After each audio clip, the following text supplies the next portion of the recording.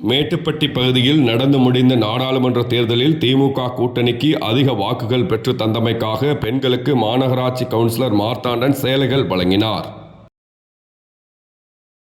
தமிழகத்தில் மு.க.ஸ்டாலின் முதலமைச்சராக பொறுப்பேற்ற பின்பு பொதுமக்களின் நலனுக்காக பல்வேறு திட்டங்களை சிறப்பாக செயல்படுத்தி ஆட்சி நடத்தி வருகிறார். இந்நிலையில் நடந்து முடிந்த நாடாளுமன்ற தேர்தலில் திமுக கூட்டணி 39 தொகுதிகளிலும் மகத்தான வெற்றி பெற்றது. இதில் திண்டுக்கல் தொகுதியில் திமுக கூட்டணியில் மார்க்சிஸ்ட் கம்யூனிஸ்ட் கட்சி சார்பில் போட்டியிட்ட சச்சிதானந்தம் 4 லட்சத்திற்கும் மேற்பட்ட வாக்குகள் வித்தியாசத்தில் வெற்றி பெற்றார்.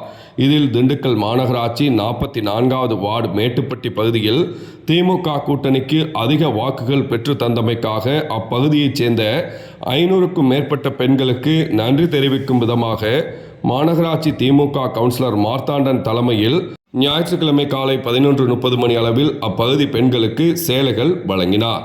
இந்நிகழ்ச்சியில் திமுக வார்டு செயலாளர் செந்தில்குமார் உட்பட பலர் கலந்து கொண்டனர்.